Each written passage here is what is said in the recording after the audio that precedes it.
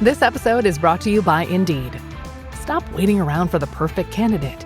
Instead, use Indeed sponsored jobs to find the right people with the right skills fast. It's a simple way to make sure your listing is the first candidates see. According to Indeed data, sponsored jobs have 4 times more applicants than non-sponsored jobs. So go build your dream team today with Indeed. Get a $75 sponsored job credit at Indeed.com/podcast. Terms and conditions apply.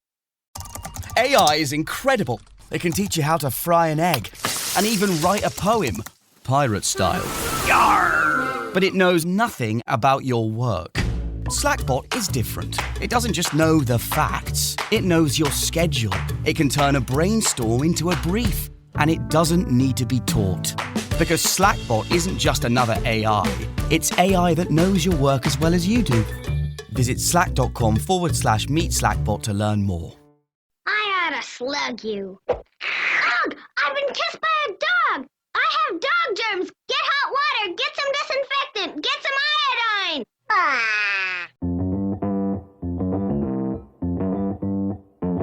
Live from the basement of the YouTube headquarters, it's the Stacking Benjamin Show.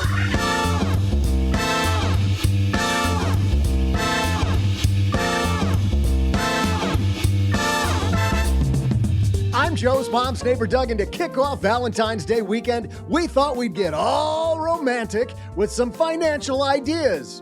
Or not? That's right. Today we're asking our Friday panelists some concepts and asking, love it or leave it? From investments to insurance and estate planning to taxes and to that high school crush you're still following on Insta, we'll cover it all.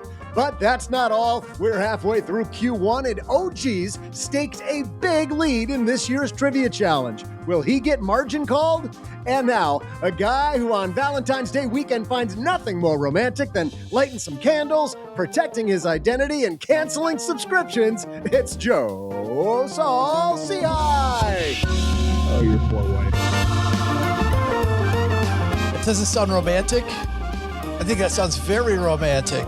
Hey, everybody. Happy Friday. Welcome back to the Stacking Benjamin Show. It is Valentine's Day. Love is in the air, and I love hanging out with all of our people on YouTube. That is clearly pandering, but also ready to have some fun. Let's say hello, by the way, to the guy who's always a ton of fun, Mr. Announcer Man, Doug. How are you, buddy? Feeling like a barrel of laughs today, Joe. Absolutely. The guy who also is a barrel of laughs across the card table from me, Mr. OG is here. How are you? I thought you were saying a ton of fun as in like metric weight. Oh, when you were well, referencing Doug. no, we wouldn't do that. 300 pounds, heavenly joy. Not live. Anyway, Yes. might do it behind the scenes, but not Like not the Dan here. Patrick Show when you call in and go 5'8", 275. And they're like, Ding, whoa. ding. Ding. Yeah, it's a good day. OG, you got any big plans for Valentine's Day weekend? Ooh, I am probably going to do something romantic, obviously. And it's a big secret because I don't want anyone to know what it is. So I would hate to publicize it today on Well the played. show. Very well played. What day And is it another again? guy who is, what day is today? No, what day is Valentine's Day? Today's the 13th. Oh, Yes. and Valentine's Day is The 14th, unfortunately. tomorrow. Yeah. Yes. I want to make sure everybody knew. Okay. We got all day today and tomorrow to get this surprise packaged together. And a guy who thinks that reading mutual fund prospectuses is probably the most romantic thing that he and Mrs. Kramer could do. Jesse Kramer's here. How are you, man? Happy Valentine's Day weekend. Yeah, mutual fund, LOVEX, Love X. It's an alternatives fund. Buy some for your partner. She will, or he will, really appreciate it, especially if they hold it for a long timeline. That's not financial advice, though, because this is not that kind of show. What's going on, Joe? Is there really a fun with that ticker symbol, by the way? Or did you just I have no on the idea. fly Let's make that up? Let's look it up. No, it's not. Well, because I think of like, Southwest Airlines, ticker symbol LUV. Exactly. We've got some close ones out there, but I don't think that mutual fund is taken. We might have to make it here on the show. Right. And the woman who says that her mutual fund is taken, I have no idea what that means. Paula Pand is here. Well, I will be spending Valentine's Day flying to Toledo, Ohio. Oh, you're in love with Toledo. Yeah. For Ohio and Michigan went to war over Toledo, and Ohio won. Yeah, which is not exactly how it worked, but okay. Beg to differ. Have you been to Toledo? I Yes. think it was more like, Whoa, no, hey. seriously, the war was for different reasons. You think it was about who got to control Toledo. It was about who had to have Toledo. Toledo, send your hate mail to I love Toledo. OG. They have a great golf course, Sylvania, and my bestest cousin lives there. Ah. Did you see what Michigan got in exchange for Toledo? By the Yeah, way, you guys got the Upper Peninsula. Upper Peninsula. So Yeah, well, Ohio didn't want that. Why would you want one of the greatest troves of natural resources in the continental U.S.? Oh, because it's not connected to Ohio. It's not connected to Michigan either. It's connected to Wisconsin. Wisconsin should be angry right now. Wait, what? We missed out on all that fun? Yeah, well, it sounds like a romantic trip, Paula. Oh, I'm crashing. You know the debt-free guys, John and David? Yes. I'm crashing their Valentine's Day. That is Yeah. just making sure it's all romantic in Toledo. Paula's a mud hen at heart. Do you know what the mud hens are? Do you know the No. mud hen? No? Uh-uh. That's the Toledo baseball team. Oh, The cool. Toledo Mud Hens. What a great name. What's the Rochester baseball team there, Jesse? Oh, we're the Red Wings. The Red The Wings, Red yeah. Hey, there you go. There's a name.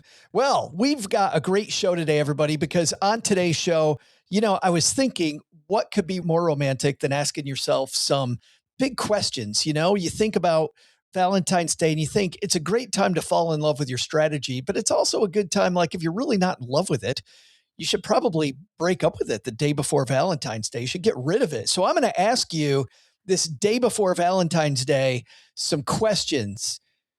Do you love it or are you going to leave it?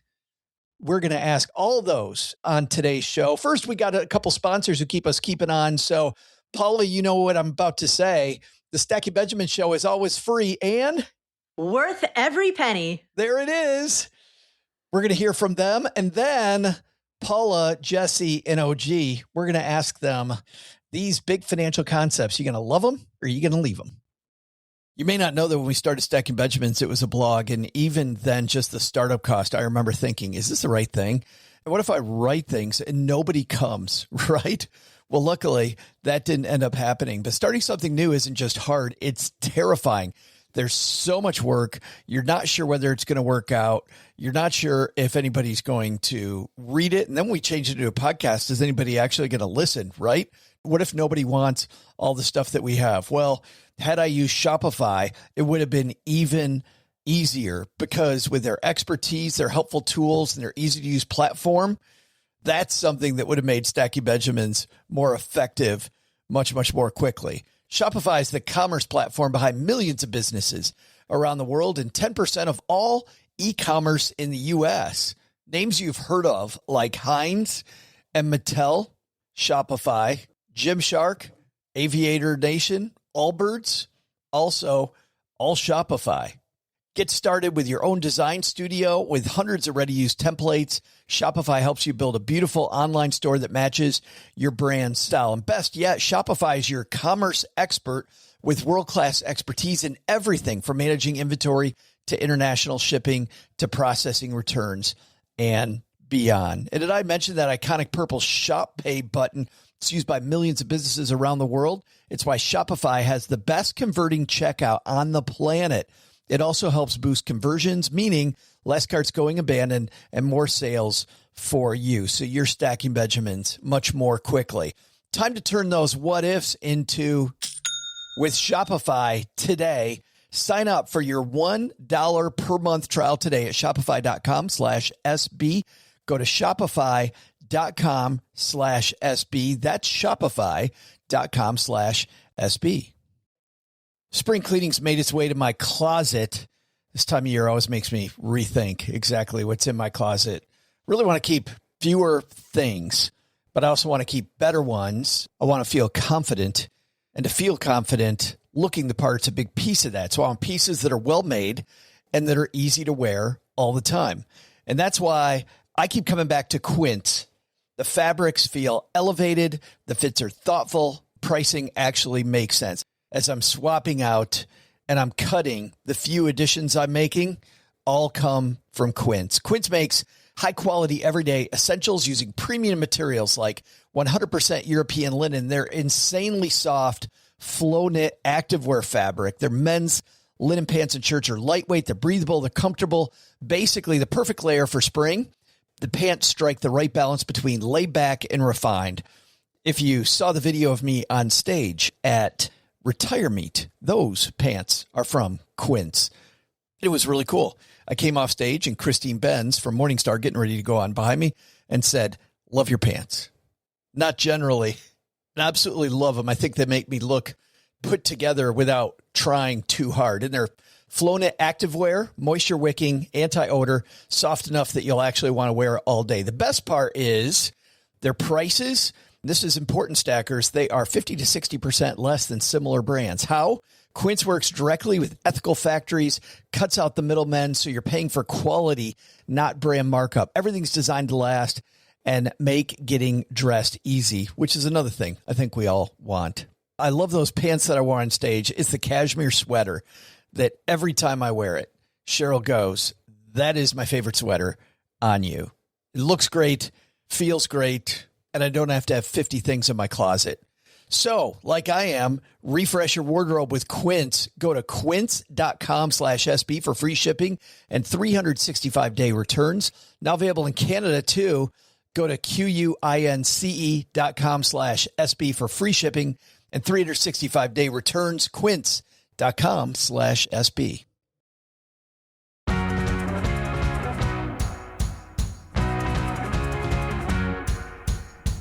All right, Paula, let's start with you. You ready? I'm ready. I've been training all week. Here we go. Salacious comment number 1. Paying off a low-interest mortgage early, right? We see people do this sometimes. Our good friend Andy Hill did it, right? Had a low-interest rate mortgage. We see people say, I just didn't want that loan anymore. Paying off a low-interest mortgage early is an emotional decision, pretending to be a financial one. Paula, do you love that statement or are you leaving that statement? Man, it's tough because I really want to say it depends on who you are, right? Are you a tenured professor or are you an entrepreneur who's about to take a big risk starting a business? But if I have to choose one or the other, I'm going to say I love the statement. Oh, you're keeping that one around. So it is an emotional decision. Yes. I would say if I must choose a black and white yes or no, love or leave, I would say yes, it is an emotional decision, although there's nuance. Well, yeah, you said there's a difference between if you're a tenured professor or if you're an entrepreneur. Why the difference between those two specific people?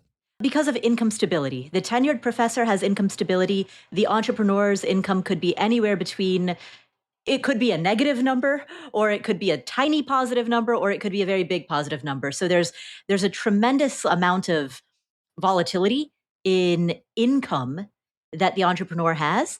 And so it might be a mathematical decision to de-risk by virtue of paying off all debt, including low interest debt. They're more worried about cash flow. Right, exactly. Yeah. Jesse? Yeah, I love the statement. I think the operative word that stood out to me was, I think, pretend. You said that, I think the word pretend was in the statement, Joe. Pretending. Because I think of it as it's just an emotional decision, and that's okay. It doesn't have to be emotional pretending to be financial, although I'm sure some people do think of it that way. The way I usually frame it is that it's just an emotional decision, but sometimes an emotional decision is the right decision for someone to make, especially if they're aware of the financial consequences of that decision.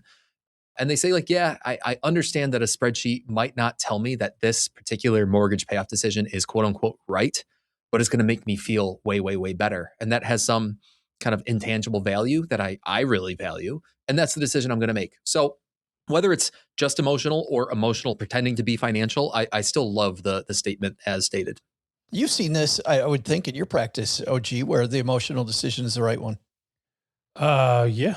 I mean, I don't know that this one is an emotional decision. I think this is exactly opposite. So you're going to leave it. All debt is awful. Even good debt sucks. It just sucks less. And anytime that you are taking a long time to pay for something that you've already largely consumed, it's a bad idea. And it just beholdens you, kind of like what Paula was saying in terms of risk. It beholdens you to like keep producing an output just to maintain. I mean, just think if your mortgage is, it's not unheard of to have a $4,000 mortgage these days, right? So if you had $4,000 mortgage, you got to make 70 grand a year in most places just to pay your friggin' house payment. You know, like think about the stress and everything that goes into it.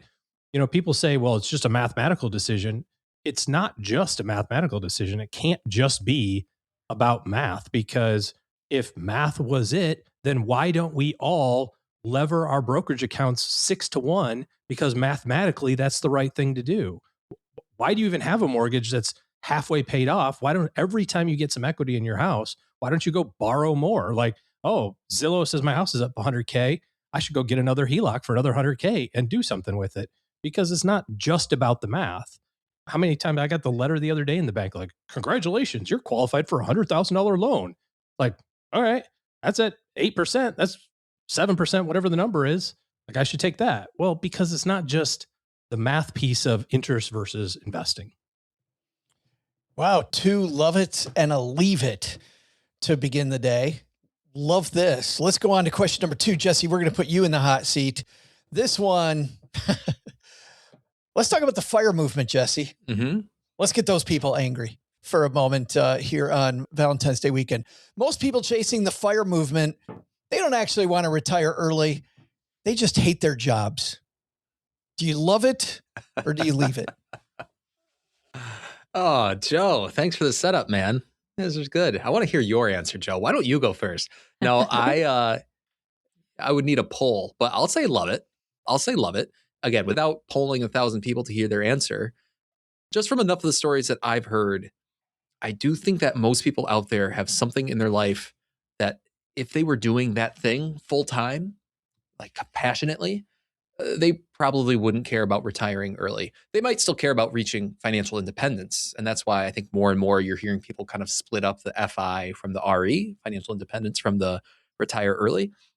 But when it comes to people who are like, yeah, I'm going to retire by 44, a lot of times it's like, I'm burnt out by my job. I cannot do this forever. I'm going to save a ton and retire early. So I will love your statement, Joe. Paula? I agree, actually. Anecdotally, I have heard a lot of people say essentially that they want a well-funded career change. So, retirement in their definition is not the cessation of income. Retirement is maybe a sabbatical for 6 months or a year, or heck, maybe a year and a half, 2 years even, right? But a timed sabbatical followed by a well-funded career transition. Maybe they have spent their entire career being a software engineer, but they really want to be a middle school basketball coach, right? That is an oddly specific example you just chose. I need to hear the backstory on this. Well, it's, you know that if you make that type of career transition, there are going to be some income ramifications to that. And so you want to know that before you become a middle school basketball coach, you've got your house paid off, you've got your retirement totally funded, you've got your 529 plans for your kids totally filled. Like, you want to know that that foundation is taken care of, and then you make the career transition. So anecdotally, I've heard a lot of people in the FIRE movement talk about that as their motivation. So I will say love it. To love it. Oh, gee, we're making this unanimous? I have never run into a scenario, I think much like my 2 esteemed colleagues here, where someone who retired early didn't transition to something else that provided fulfillment. Mm-hmm. My guess is that's some offshoot of, I like this thing less than I might like the other thing, but I'm taking the responsible approach and, not going to give up my software job for a middle school basketball job. Not that there's anything wrong with being a middle school basketball coach or middle school teacher, but my training is in this thing and I want to make money and whatever, provide for my family in the manner I see fit. And then I can transition to this thing that I really have some, that's funny. Yeah. That's good radio right there. Yeah. When Yeah. you comment on Great. what's going on YouTube. Shane hanging out with us said, I think it's F it, retire early. Yeah. I didn't know what to say because I don't see stars. I see the real word. And I was like, Joe no like it when OG swear. So I was like, I better not say that. Anyway, so I'm going to agree with everybody on this one.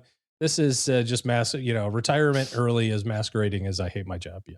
Well, and Jesse, I'm going to be a fourth on that one. Since you asked my opinion, I wasn't going to give my opinion. Brave. But now that everybody else has agreed, I'll go ahead. I'm just going to pick the opposite from now on. Just add some fire to the conversation. And I want to emphasize that like these lower paying new jobs, the reason people are making such sacrifices to go into them is because for many people, that's so much more fulfilling, and not just personally fulfilling, but like purposeful, purposeful in a deep, meaningful way. Like you find that you have a calling to do something, to be a middle school basketball coach, to be a preschool teacher, to do something, to be a stand-up comedian, right? To do something that is likely to be lower paid, but it's your calling. So you don't want to like not follow it. Not honor that. You just want to like pay off your mortgage first. Yeah.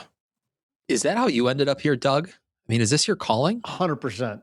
Yeah. 100%. And I get to be a stand-up comedian. What about like the higher paid versus lower paid and aspects? the $20,000 a month contract certainly doesn't hurt. But wait, you guys are getting paid? That's what Paul is thinking right now.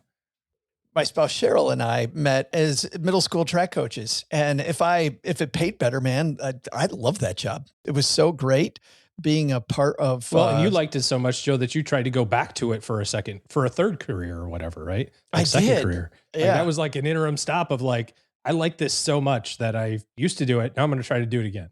Yeah, my goal was definitely not retire early. To Jesse's point, it was go find the thing, go back to the thing that really lit me up. Speaking of light you up, OG, it's your turn in the hot seat. Let's start with you on this one. Lifestyle inflation isn't a moral failure. Well, that's why I'm asking you this one. Lifestyle inflation is not a moral failure. It's the entire point of making more money. That's why you make more money, is so you can inflate the lifestyle. Love it or leave it. So I'll answer this by way of story time by OG. My middle kid was debating back and forth about a decision that he was trying to make around some athletics, some high school athletics, as a matter of fact. He was kind of getting pulled in two different directions. He had made his mind up, but he was very stressed about communicating that idea. He felt that other people were going to be maybe judgy a little bit on it, if he did one sport and not another, or not both. And so he had crafted this, for lack of a better term, a sales pitch to the coach, right? Like, hey, here's what but it's because of this and this and this. And, then I'm like, listen, you don't owe anybody an explanation for the decisions you make. You get to do what you want to do without having an explanation for that. I want to do this, period. Because once you start adding the but the stuff with the thing and I got, now you give an opening for other people to challenge your decision making, or to maybe try to give you a little grief about it, or maybe try to meet you halfway. And you've already decided my heart's not in this thing. And so when I think about lifestyle inflation, I think about it in the context of, you don't owe anybody an explanation for how you spend your money other than the people that are immediately impacted by that decision. If you want to have a big house and a $10,000 mortgage and all that stuff that goes with it, okay, cool. Maybe that's not a fit for you. Maybe that's not a fit for your family and how you're doing things. But if it doesn't affect you, I think you just got to stay out of it. Just because you like to go to a nice steak dinner and it's a bunch of money and you go, I would never spend that kind of money. That's okay. You have the things that are important to you.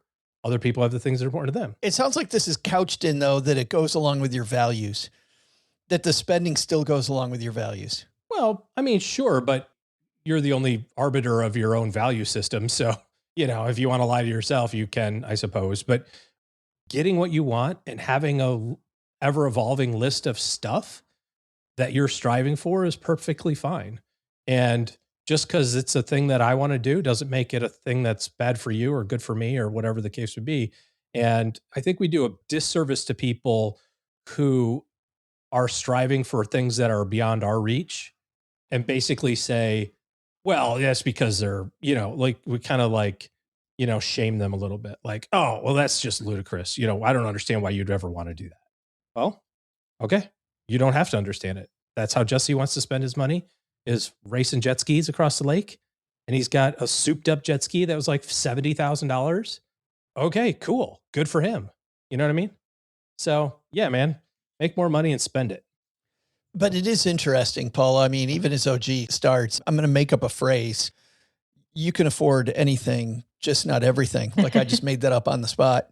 It still does seem like there's some value involved there. You love or leave that statement. Can you repeat what the statement is? Like the wording of this? Paula got lost in my story hour. She was like, she fell asleep, got popcorn, came back. It was still going on. Yeah, I kind of got dizzy when I heard you were the arbiter of your own values. Own values. Like, whoa. Yeah, I actually really liked that phrase. Am I getting college credit for this course? I just liked how OG's it was, you owe nobody an explanation. Now let me explain that for the next 10 minutes. Is that how it went down? I don't really remember that. We had the court reporter read it back to us just to be sure. But let me explain what not explaining things means.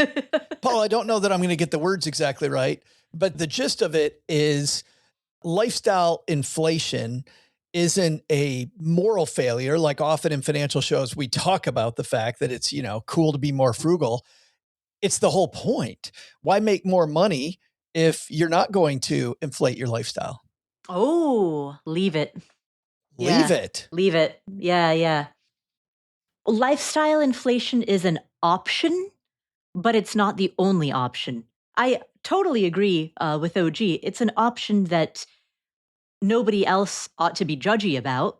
You are free to choose to inflate your lifestyle, and if that's what you want to do, cool. That's what you can do. But you can also, you look at Warren Buffett. He's worth $150 billion. He still lives he lives in the type of upper middle class house in Omaha, Nebraska that you would expect like a well-paid local dentist or dermatologist or somebody to live in. He lives in a nice house by upper middle class professional standards, but he does not live in a billionaire house, I mean, he does have a Gulf Stream, so. Well, yeah, but that's not. Donates billions of dollars a year. It's just different. He's inflating different sections of his lifestyle. Maybe this is what you're talking about here. He's choosing what he's inflating based on, There's like 3 jokes here. Come on. But again, Doug, I want to point to one, which is Paula being widely specific again, like weirdly specific, a well-paid dermatologist. Yeah. Like who What's going on with coming up Paula with that today? I bet a well-paid dermatologist lives in that house. Have you ever thought that driving by any house? Not a poorly paid one, just a well-paid one. A moderately paid dermatologist. With their own line of skincare products in the lobby. I got no idea. Jesse Kramer, love it or leave it? Leave it. My mind went to, well, first off, yeah, I thought that was pretty funny too. Like definitely not an oncologist, dermatologist only. Dermatologist only. They would be caught dead in that house. Yeah, let's not get crazy. Well, you can't have your lifestyle inflation kind of go stride for stride with your income.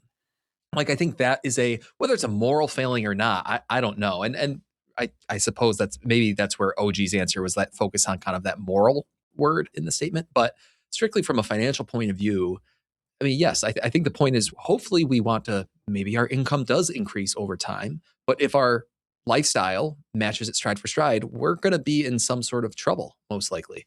So there's nothing wrong with having some lifestyle inflation. It just can't be the same magnitude as your income inflation. I do remember Dave Ramsey example one time saying, somebody pulls up next to you in a Lamborghini and you're like, oh, look at them. Or you go think, well, I can drive a Lamborghini. And he's like, you've no idea how much money they make. Like, you have no idea if that Lamborghini is 1/1000th their income or if they're spending their entire paycheck, which the judgment of that piece is, we do get judgy sometimes. Mm-hmm. All right. It is the halfway point of today's show. I've got some more salacious ones in the second half of this. I've got one I can't wait to ask Paula. I've got an exciting one for Jesse. I asked my exciting one to OG earlier, but I do have one for him too. So very blah, blah one for me. Okay. Fine. Blah, blah, blah, blah. At that halfway point, we transition into our year-long competition between you three fine people. And what's interesting is we're now halfway through February and nobody has yet margin called anybody. And you know what? The pressure to do so rises because, OG, while you were gone last week, Sarah Catherine Gutierrez scored not 1 point for Team OG. She scored 2 points. Oh, really? For Team OG. How did that happen? How did you get we 2 had points? A game show competition as well. And she won the game show and won the trivia competition. So Doug, that means the score at this juncture is. Yeah, it's either unsettling or it's comforting, depending on what your worldview is. OG has reclaimed what he feels is his God-given right to be at the top of the trivia pile. Jesse is working hard to prove that he was just a flash in the pan. And Paula is making sure that the universe is stable and remains in last place. That's OG with 4 points, a commanding 3-point lead over Jesse, and a 4-point lead over Paula because she has a big fat donut in her column. 4-1. Donuts are yummy. 0. Yep. And once again, here's the rules. Anybody can say margin call at any time. And when you say margin call, you use your margin call for the first quarter of the year. We got to about 6 weeks left to margin call people. And we have a special episode coming. We only have 5 weeks left to use your margin call after this week. So if any of our contestants say margin call, then they tell us who they're margin calling. That person either has to win that week's competition or they lose a point. But if they do win, whoever said margin call, they lose a point. And of course, they lose their margin call for the first quarter. So those are the rules. We know what's at stake this week. And Doug, you've got our Valentine's Day weekend trivia.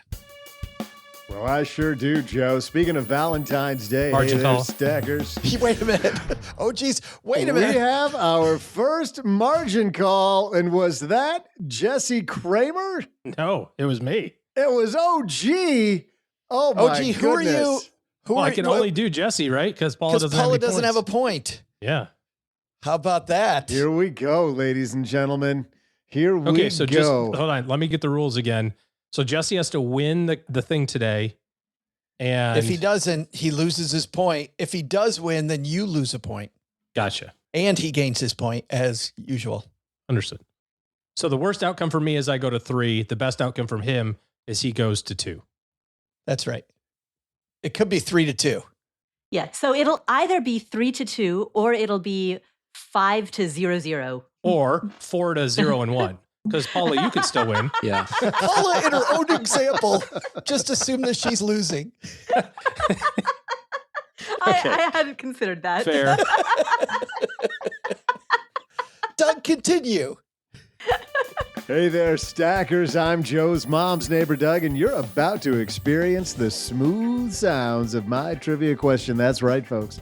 Wrap those arms around your listening device and hold it tight because it's time for a scorching, hot piece of tantalizing trivia right from my mouth to yours, baby. Here's today's curiously captivating question.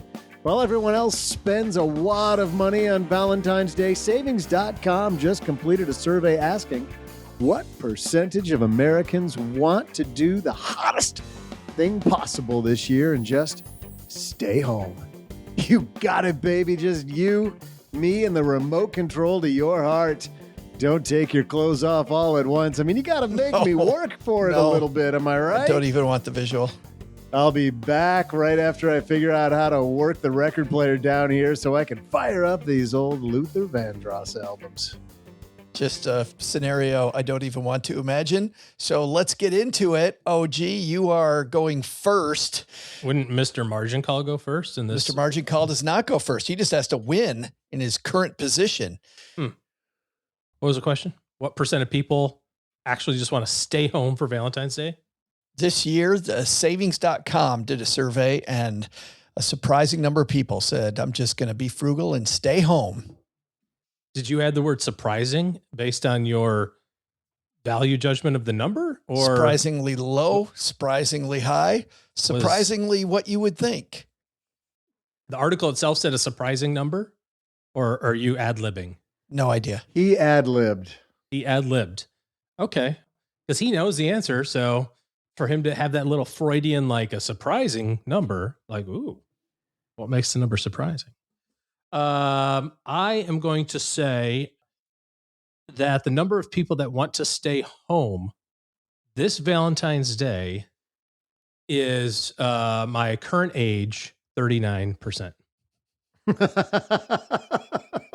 Perfect. Jesse Kramer, he goes with 39% people staying home. What are you thinking? You staying home? Yeah, I think we are. Yeah, I feel like it's going to be higher than that, but I don't know. It is a surprising number. Right. It is. I'm going to go over 50%. I'm going to go 62%.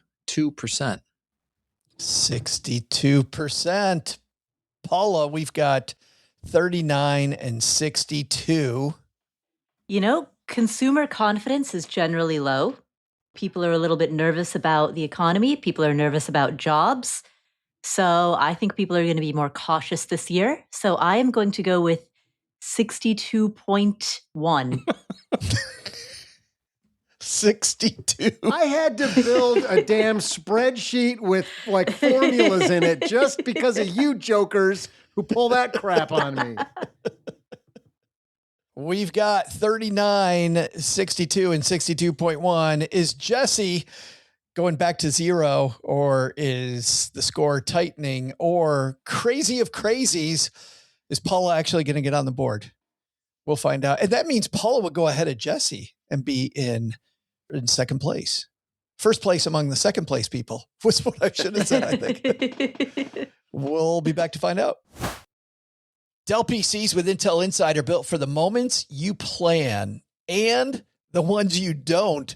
They're for those all-night study sessions, the moment you're working from a cafe and realize every outlet's taken, the times you're deep in your flow and can't be interrupted by an auto update. That's why Dell builds tech that adapts to you. Built with long-lasting batteries so you're not scrambling for an outlet, and built-in intelligence that makes updates around your schedule, not in the middle of it. Find technology built for the way you work at Dell.com/Dell PCs. Built for you.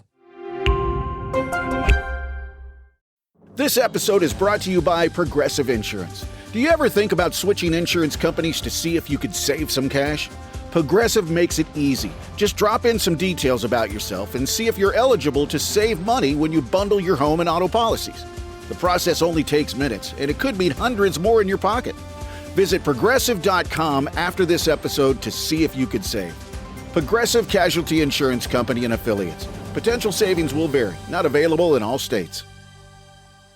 K-pop Demon Hunters, Haja Boys Breakfast Meal and Huntrix Meal have just dropped at McDonald's. They're calling this a battle for the fans. What do you say to that, Rumi? It's not a battle. So glad the Saja Boys could take breakfast and give our meal the rest of the day. It is an honor to share. No, it's our honor. It is our larger honor. No, really.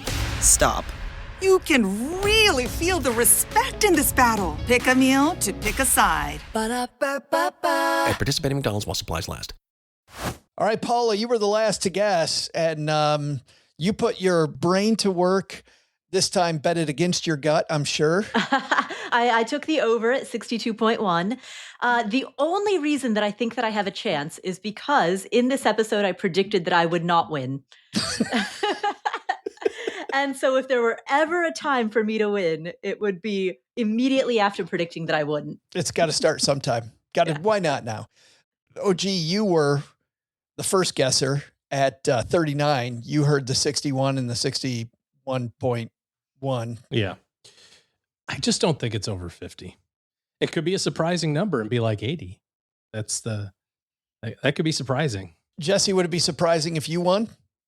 I'm really liking my chances because I think if Paula had gone with the under, because she went with the old, there's a little bit of like Schrodinger's cat going on. Once she went with the over, the odds kind of redistributed. And now all of a sudden I've got a really good chance of winning because if she had gone with the under, she would have won. I would love this to be like the apps when I'm watching a baseball or football game and we've got like the ESPN ticker down here going, Paula's got a 36% chance of winning. Like everybody's got their the number markets. Should we start a poly Our own market? Kalshi. Yeah. That would be on brand as we're doing shows about telling people not to bet, and then you can bet on our trivia. I'm not saying not to bet. Just saying might lose your shirt. All right. Who's taking it home? Is Paula getting a point? Did Jesse get margin called? Is OG going back to the beginning? Well, not back to the beginning. He'll only be ahead by one. Who's taking this home, Doug? Hey there, stackers. I'm financial home wrecker and guy you call your trivia zaddy, Joe's mom's neighbor, Doug.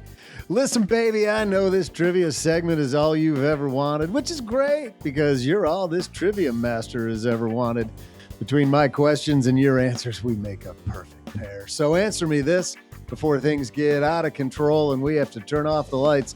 According to savings.com, how many of us are going to press the frugal romance button and have the most spicy Valentine's Day ever just by staying at home and reviewing our budgets? Well, what I'll tell you is it was 16.1% less than what Paula guessed, 16% less than what Jesse guessed, and just 7% more than what OG guessed, because the correct answer is 46%, making OG our sexy trivia winner today. It was pretty close to my real age. Somebody put that as a quote. I thought 46 was surprising. Doug shouldn't have said surprising, but 46% of people to me. Forgot how observant OG is. He picked that up fast. I was impressed. But now this is out of hand. I thought about just saying 50, but then I thought I get hosed on both ends. Like somebody would pick 49 and somebody was going to pick 51. And then I was like, all right, so that's out. I have to pick a number that's not 50 just to force everybody's hand. But anyway, so do I get Jesse's point also? You get a point because you not won. Jesse's point. Okay. And Jesse's goes points back are one. fun. Points are fungible. You got my point. Yeah. So now we've got a rough situation, you two. Should we just stop this? Jesse and Paula, just declare because it? OG has a 5-point lead on both of you. This is exactly how you guys envisioned this was going to happen when you set up these new rules last year, huh? Exactly right. Exactly what And you the thought was score in going to go December down. is OG 48. Not at all what we were thinking. You know what I am thinking though? I'm thinking we need to get back to Valentine's Day because we've got some more salacious comments that we're going to ask you, love it or leave it around. Let's go back to Paula because Paula, I want to know what you're thinking about this one. Let's talk real estate, Paula Pant. Love it or leave it. I'll say this, real estate is only passive income if you ignore, the stress, the time, and the risk. Love it or leave it? Leave it, because I think that statement misinterprets what passive income means. And so I'll say two things. Number one is that passive income is not the euphemism for free money. Passive income, and I think probably the better term is residual income. Better only in the sense that people don't often think that residual is the euphemism for free money, the way they misinterpret the word passive to be.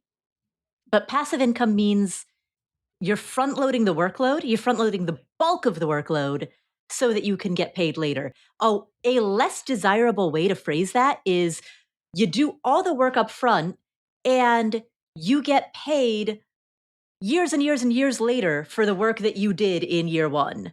So you could actually think of passive income as delayed payment. You could have said, though, that you love that statement and given that same answer, because you could have said, I hate the words passive income. Instead, I will replace it with residual income. Because I think that makes a bunch of sense. So the IRS defines rental property income as passive. Like the IRS definition of what rental income is it's a passive gain, which is why on your tax forms, only passive losses can offset those passive gains.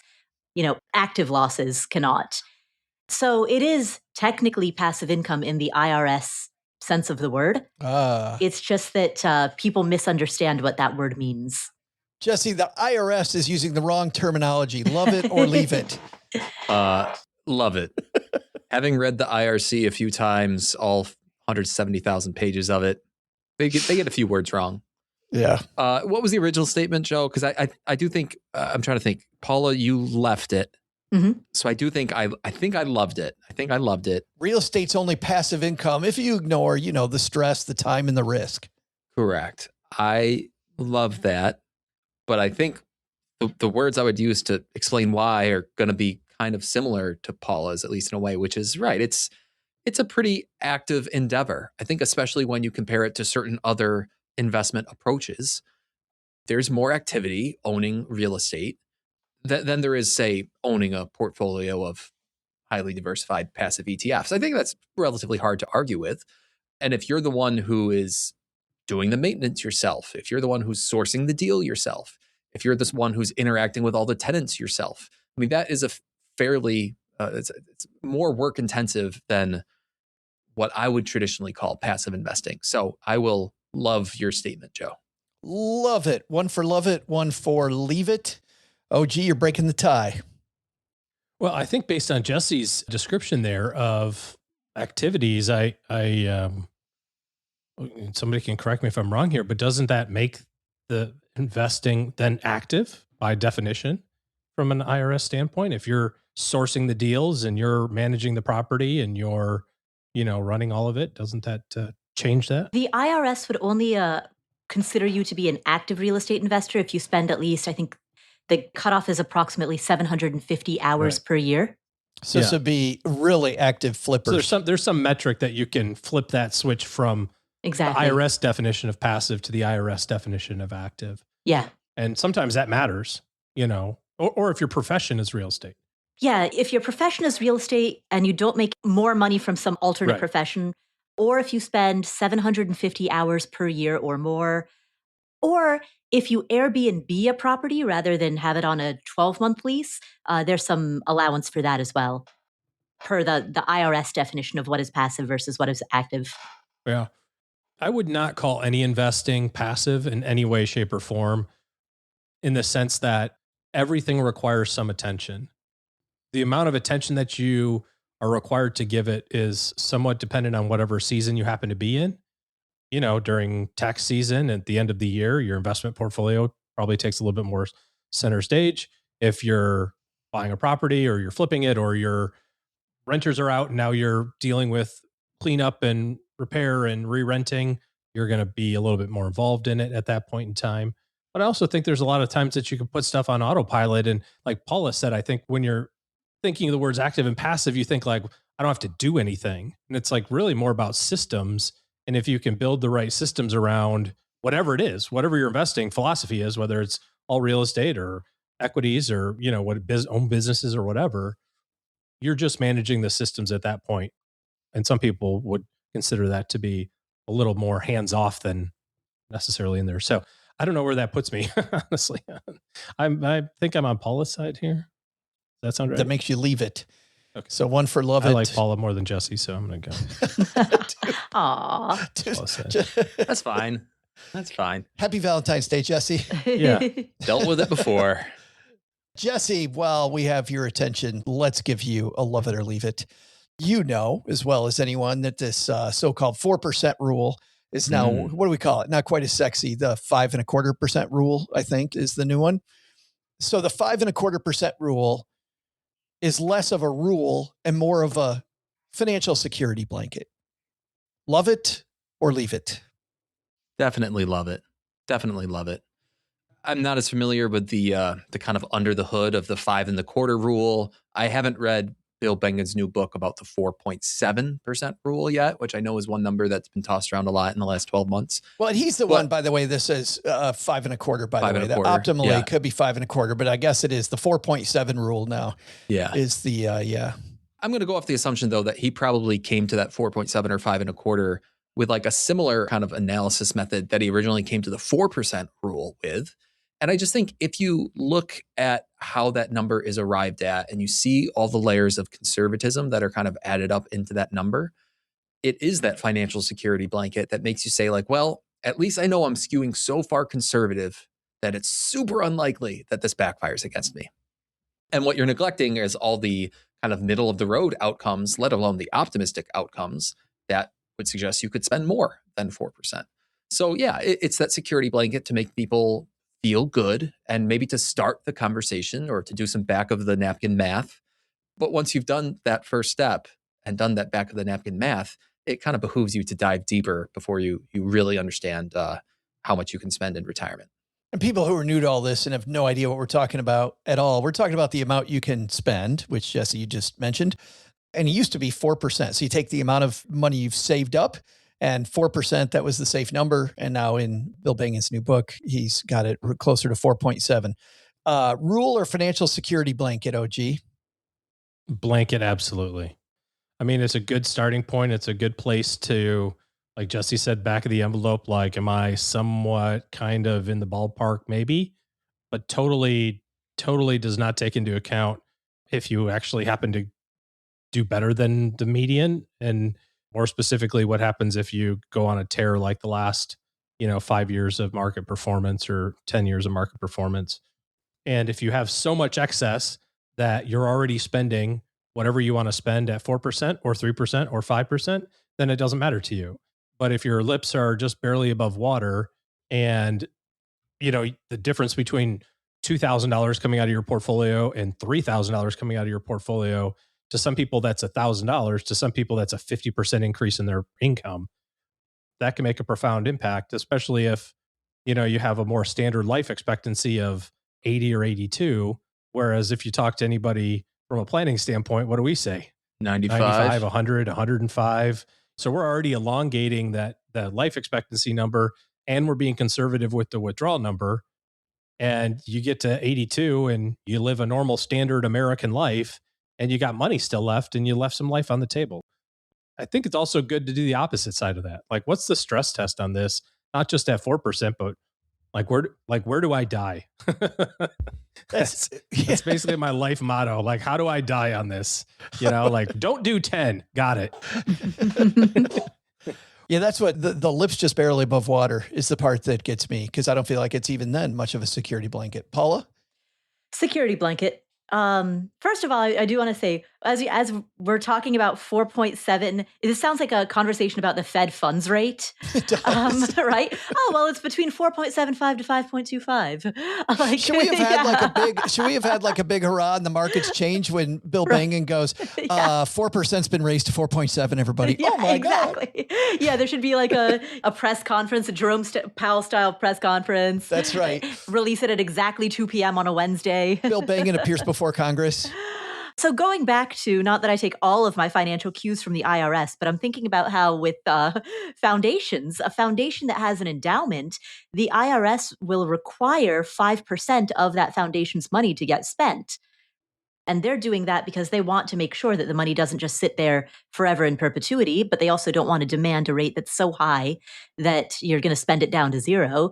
So there's a requirement of, spending 5, and they've got all kinds of like caveats and bells and whistles. So when I say they require 5% spend, don't take that as don't at me, bro. That's what you want to say. Yeah, exactly. Don't at me, because there are lots and lots of caveats associated with it.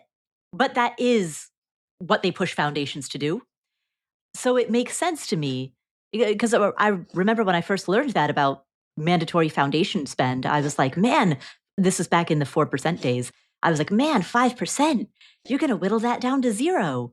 That was back when Bill Bangan was saying 4.2. Turns out the Harvard Foundation's doing okay. Yeah, exactly. I think 5% is a good starting point. It's designed so that even if you retire on January 1st, 2008, you will probably still be okay. And for everybody who doesn't retire on January 1st, 2008, it turns out you actually retired January 1st, 2021, and you didn't end up facing any sequence of returns risk, you're doing even better. If somebody, by the way, retired at the beginning of 2021, is there a propensity, you think, to be overconfident or to like wait for the other shoe to drop? Like what have you guys seen? I mean, I think it very much is going to depend on the personality of the individual. I can see it'd be really easy to be a little overconfident going, oh, this is way easier than I thought. I could spend a bunch more money. Don't you think so? I think so. Yeah, I think so. Sorry for the silence. Thank you. I think so. I think so. I mean, just from a couple of conversations of people who write, they retire with X, they've spent the money they've wanted to spend for the last 2 or 3 or 5 years, and now they have 20% or 30% or 50% more than they had when they originally retired a few years ago. And yeah, it gives them permission and it gives them confidence to loosen up the purse strings a little bit. Whether that tips them over to the other side of now being like overconfident and actually like spending too much, I mean, that's a little bit of a different conversation, but I think it certainly has to allow them to spend a little bit more. I do like the approach that our friend Paul Merriman talked about when he was on the show, when he said that, you know, during his retirement years, the market goes up, they spend the excess to travel the world. And when it goes down, they just travel to the Pacific Northwest where he lives, so that the basic budget stays the same. So he's not getting used to this different lifestyle during the go-go years, in case there's a no-go one after. All right, OG, you are going to bring it home for us. Let's talk about budgets. Okay. But you're special. He can answer right now, I think. Yes. Leave it. Leave it. Yeah. Budgeting apps. Let's talk budgeting apps. Apps. Okay. They don't fix spending problems. They just document them in prettier colors. We're going to love that, or are we leaving it? I mean, is this like a personal attack? Like, how do we answer this? Are you looking at me? It highlights the inadequacies. So the question was, they don't fix it. They just, they don't do anything, basically. I'm going to leave this one because if you actually keep track of stuff, you can't help but notice inefficiencies in, back to my values conversation before, in your own value system. We go out to eat a lot. That's just where we are in our life. We have kids, sports, and travel, and we're, kind of doing that. But what I noticed was we donate a lot of money to DoorDash. 5 years ago, I bet we ate out just as much. We just got our asses off the couch and went and got it, or timed it better and said, hey, on the way home from whatever, we're going to stop and grab the to-go order. And now we're just like, we can go home and just play it on our phones. So I'm making a very concerted effort, not documenting it, just aware of where we are, a very concerted effort to say, hey, if we want to go out to eat, just go out to eat. Like, you have to go get it, as opposed to, just DoorDash, Uber Eats. Sure. And the only reason is because it just was brought to my attention on the on Monarch. On the app, yeah. I mean, it's just a number. So to me, it's just something that I happen to pay attention to. So I'm going to say that it does change your behavior a little bit. We've had a great discussion with our friends hanging out on YouTube. We record these on Monday afternoons if you want to join us on Monday afternoon, and we put them on the screen. So we kind of have two conversations going on, our conversation, another one. But I do want to highlight this one from Dennis Doughboy, like that name. Dennis says, absolutely. I was budgeting $900 a month for groceries, signed up for Monarch, and I realized I was spending closer to $2,000. Had to cut that down a little bit. Plus Publix, more Walmart, less Publix, more Walmart, I guess. And for OG, less DoorDash, more Let's Go Get It. Just pretty pictures, Paula, or does the app actually help you change behavior? I think the app does help you change behavior. I've often thought of budgeting as the calorie counting of personal finance, in that it's hard to stick with for a long period of time because it's just so tedious. But if you do it in just sprints. Right, in sprints, exactly. In short sprints, every now and again, just as a check-in, it can be the equivalent of saying, hey, I'm just going to take a week to track every single thing that I eat. And I'm not going to try to do it forever because I don't want to walk around with a scale everywhere I go, a food scale everywhere I go. But for 1 week, I can do that, right? And I think budgeting is very much the same way. It's carrying a food scale and eating everything out of a measuring cup, right? It's not realistic to do that long term, but doing it in a sprint will give you a lot of information, and you can't help but change your behavior once you have that information. I think, Paula, it would have been funnier if you walked around with a regular scale and right after you get done at the restaurant, like you're at some cool Mexican restaurant, and then you put your scale down and go, oh, shouldn't have done that. Yeah. Which is at Tony Paco's in a couple weeks. How much are these hot dogs? Jesse, bring it home for us. Love it or leave it on the financial app. I just think it's cool that OG uses Uber Eats as a budgeting app. I didn't know it had that functionality. No, it's on Monarch. It just, it categorizes it. You order food on Monarch? That's cool too. I like how most people would be like, we need to eat out less. OG's like, no. Screw that. We're still eating out. Pick it up. We're just actually going to go pick it up. That's where I draw the line. Ipso facto, it's going to change the behavior, right? It's like, A, it's going to be less 100%. because you don't get the DoorDash markup. But then you're going to go, I don't feel like going out. And if this is my new rule, then magically there's food in the fridge that I can eat. I've got a prediction. Next year, when OG's not training for a bike race, he's going to get delivery again. He's just looking for an excuse to ride his bike. I mean, to be fair, I did get delivery today. It didn't change behavior today, but it was, we did have a lot of recording to do. So I rationalized. But if it's like 26 days out of 30, that's good. Yeah. Joe, you just highlighted a comment from Andrea in the chat. It's very similar to one from Peter Drucker. And this might even be the original Peter Drucker quote, which is the one I've heard is that which gets measured gets managed. And she wrote, what gets measured changes. That's what Andrea wrote. What gets measured changes. And that's, I think, both OG and Paula hit on it. And that's from my own personal experience is the act of measuring something. You can't help but start to manage that something or change that something. That's why I don't budget using an app, but I do look backward at what I've spent and I try to keep a pulse on what I've spent, especially like the really big expenses that are kind of out of the ordinary. That's my way of measuring my spending, and that influences my spending decisions going forward. Whether you use an app or not, it's definitely more than just a colorful way of visualizing the spending. It does affect how you behave. And I think that was a colorful way, speaking of colorful ways, to end today's show.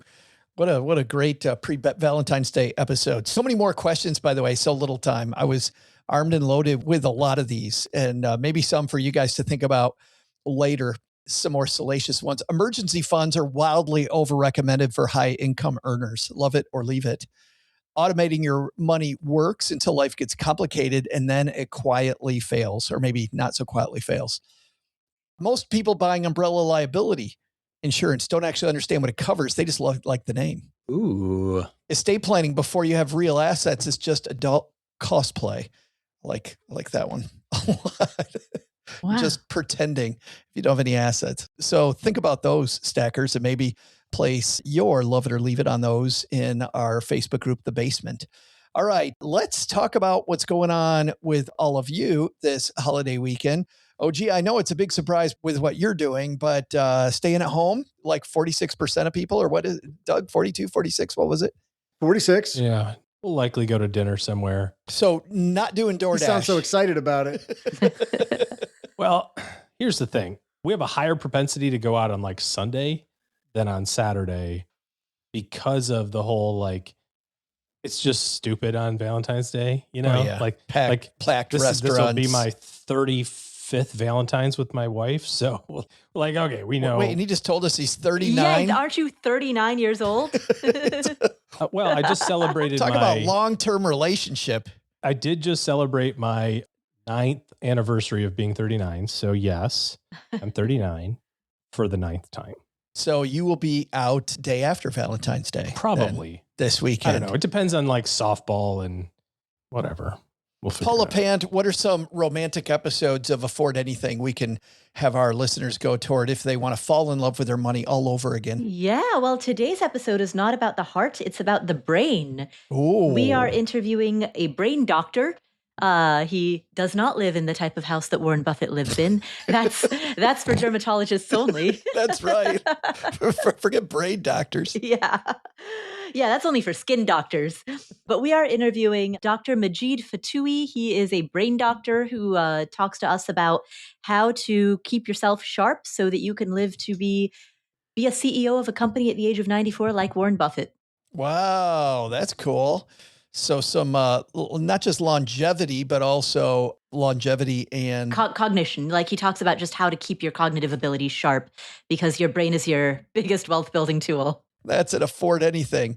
Jesse Kramer, what romantic stuff about people and money is coming up on the Personal Finance for Long-Term Investors show? We have a special Valentine's Day episode that actually came out earlier this week. And if you're thinking it's probably about asset liability matching and defined duration stock allocations, you are right.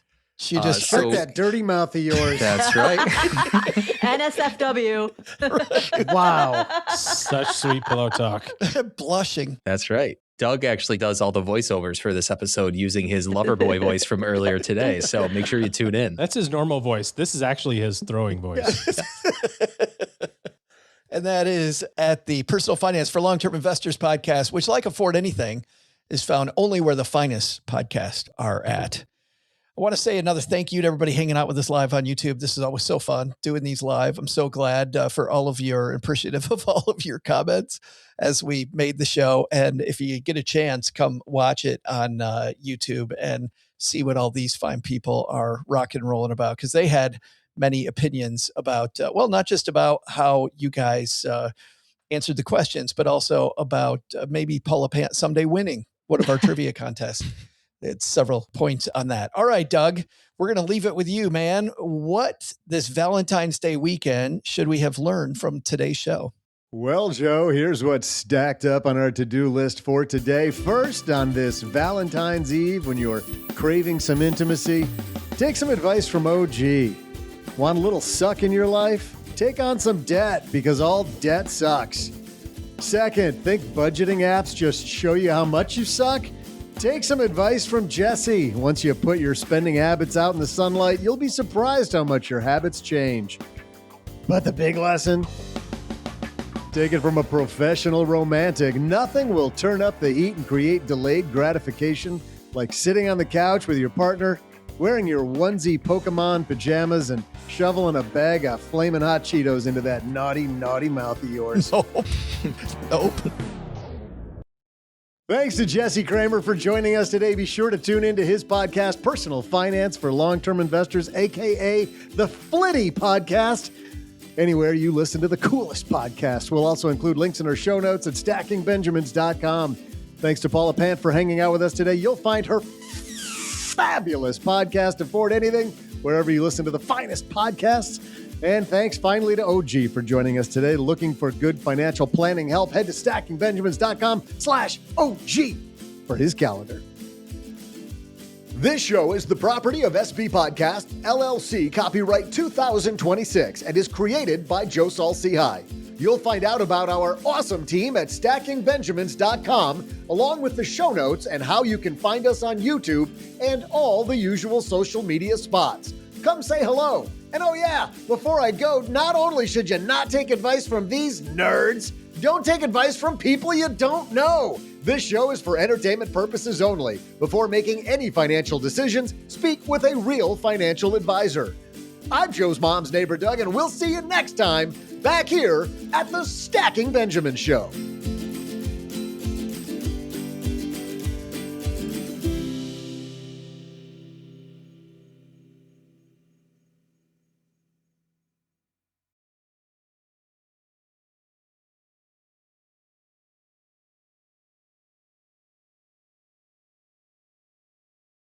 My spouse Cheryl and I met as middle school track coaches, and something just spilled over. Oh, and they're at that's Paulette Perhatch. You will remember Paulette Perhatch as a former writer on the Stacking Benjamins podcast. Paulette, come say hi. Hi. I was really trying to be sneaky.